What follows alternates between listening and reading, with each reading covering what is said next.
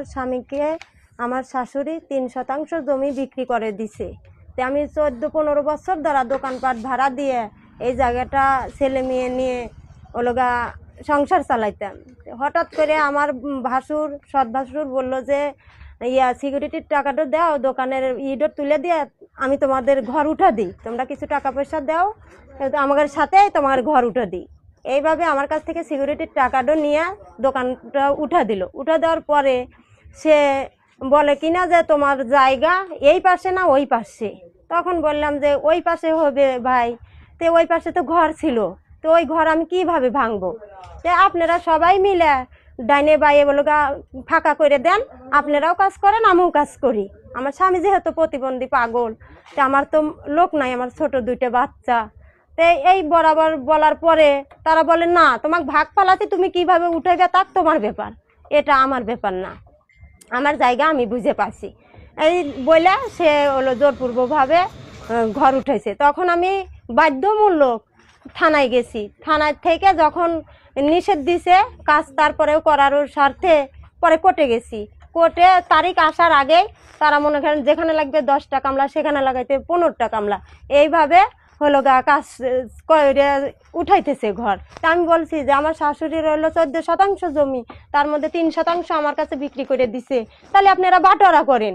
বাটোয়ারা করে এই জায়গাটা যদি আমি নির্ধারিতই পাই, বাটোয়ারা থাকলে তো আমার কোনোদিন কেউ সরাই বের পারবে না। আর বাটোয়ারা যেহেতু নাই, তাহলে আমাকে 5 বছর বাদে অন্যজনে আবার আমাকে লাঠি দিয়ে সরা দিবে, আমার সরতে বাধ্য।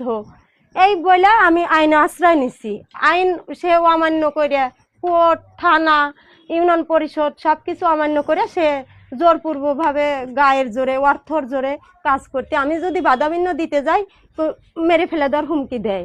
যেহেতু আমার ভাসুর এই রূপ আর রুহুল, যে তোদের এই পিলারের নিচেই পুঁতে রাখবো, বিভিন্ন ধরনের আপনারা বাজারে অনেকগুলো লোকজন আছে, একটা সমাজ কিন্তু 5 জন লিয়ে হয় না, অনেক মানুষ লিয়ে হয়।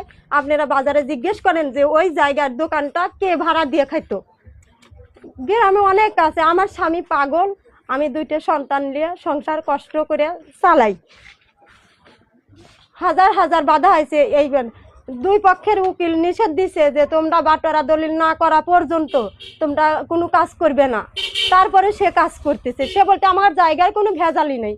তা আমি এখন দেখতেছি আসলে তো ভাইয়ের জায়গায় ভেজাল নাই, কারণ আমাকে বলা দিছে অলরেডি একজন 20 বছর ধরে বাড়ি করে আছে, ওই বাড়ির ভিতর আমাকে বাঘ ফালাইছে, তার বাঘ তো ফাঁকাই করছে। এইভাবে গায়ের জোরে কাজ করতেছে স্যার। আমার কিছু বলার ওই দল করে জায়গাটা আমার, তাহলে আমাকে নানান ধরনের ইয়া করে মারার ইয়া দেয়। বাড়ি আমার বাড়ি শুধু থাকতে পারিনি।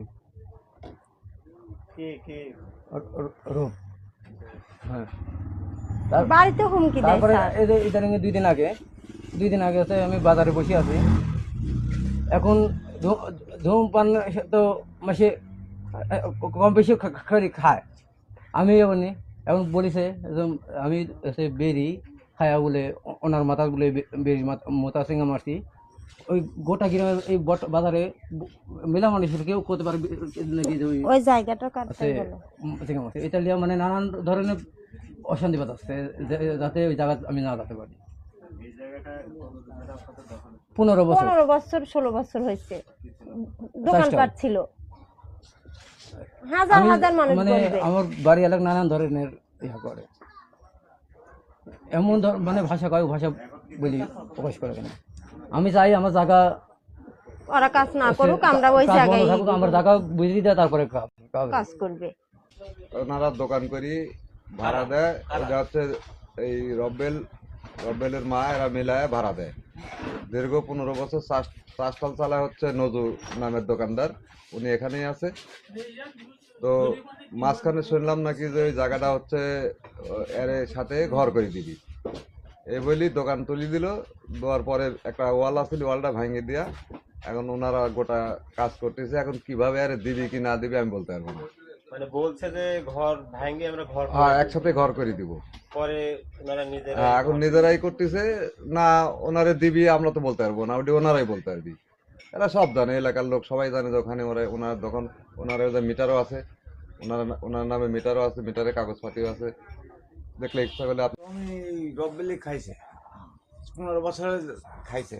খাওয়ার পর জমিটা হচ্ছে ওই নদীর কাছে এই ইয়া দেওয়া ছিল, দোকান ভাড়া দেওয়া ছিল। 15 বছর হলে ওরা দোকান ভাড়া দিলে খাইছে। খাওয়ার পর এখন ওরা ওই সিকিউরিটির টাকা বলে 10,000 দেওয়া ছিল, টাকাটা ওই দেওয়া বলি ওরা লিয়া দিছে, ওরা ঠিলে লিয়া দিছে, রব্বেলি লিয়া এই রূপ লিছে। নেওয়ার পর এখন আর ঘর দরজা করে দিতে চাইছে, এই তো আমি জানি। 5টা মামলা হয়েছে ভাগি শরিক লিয়া জমি লিয়া, এই দ্বন্দ্ব বিবাদে। আমরা গেলাম উকিলের কাছে জানতে যে বিশৃঙ্খলা চাইনি, আমি উকিলের কাছে 2 পক্ষের উকিল লিয়া জানি। উকিলরা বললেন যে আপনারা জমি বাটোয়ারা না করে কেউ কোনো কাজ করবেন না। ওনারা এসে কাজ জোরে সোরে শুরু করলো। মামলা হলো, মামলার এখানে ইয়া দিছে, জব দিছে। ওনারা বলছে যে আমরা রাস্তার কাছে কোনো কাজ করতেছি না, আমরা মার্কেটের পিছনে কাজ করতেছি। তারপরে তারিখ আছে 9 তারিখ। 9 তারিখের থাকার পরে এই মহিলা এই যে এইগুলা সব মামলা, এসব মামলা, এটা মামলা, এই মামলাগুলা একের পর এক 5টা 6টা মামলা হয়েছে। তখন ওরা এসে জোরে সোরে কোর্টে থেকে একটা নিষেধাজ্ঞা দিল 144 145, 2টা ধারা। 2 ধারাতে কাজ বন্ধ করার জন্য এসআই আফাজ উনি এসে বললো যে আপনারা কাজ কাম করেন না। তো রাস্তায় কিছু বালু ছিল, তো আফাজ বললো যে ভাই এই বালু কাটা পিছনে ফেলাই রাস্তাটা ক্লিয়ার করুক। তো বললাম আচ্ছা ঠিক আছে, তাহলে কোনো পুণ্যের কাজ বা কোনো রাজের কোনো কাজ হবে না। তারপর আমি আফাজকে বললাম যে ওরা তো কাজ করতেছে জোরে সোরে। আফাজ বলতেছে আপনারা আবার কোর্টে যান। আবার কোর্টে যাওয়া হলো, আবার 144 145 দিছে থানার উপরে। থানার ওসি স্যারকে বললাম, ওসি স্যার গতকালকে মিন্টু দারোগাকে দিছে। আমি তখন দেখলাম যে মিন্টু দারোগা আসে নাই। এই অ্যাডিশনাল এসপিকে আমি ফোন দিছি, ফোন দেওয়ার পরে হোয়াটসঅ্যাপে তার কাগজ পাঠিয়ে দিয়েছি। রাত্রে 11টার সময় দারোগা আসছে। 11টার সময় দারোগা এসে কী করবে? আমি দারোগা বলছি আপনি সকালে আসেন, ওনারা কাজ করতে লাগলে হয় বাধা দিবেন, নাহলে কাজ করে অর্ডার দিবেন। যদি কোর্ট অমান্য করে যদি তারা কাজ করে, তাহলে এখন এই ভুক্তভোগী কোথায় যাবে? কোর্টের আদেশ অমান্য করে যদি যে ভিকটিম এই কাজগুলো করতেছে, তাহলে এই অসহায় পরিবার কোথায় যাবে? তা আমরা চাই যে কোনো বিশৃঙ্খলা না হোক। আপনারা সাংবাদিক বা ইলেকট্রনিক মিডিয়া আপনার যারাই আছেন, এটি আপনারা সুন্দরভাবে উপস্থাপন করবেন, যাতে যেন এই ভুক্তভোগী পরিবার একটা সুবিচার পায়।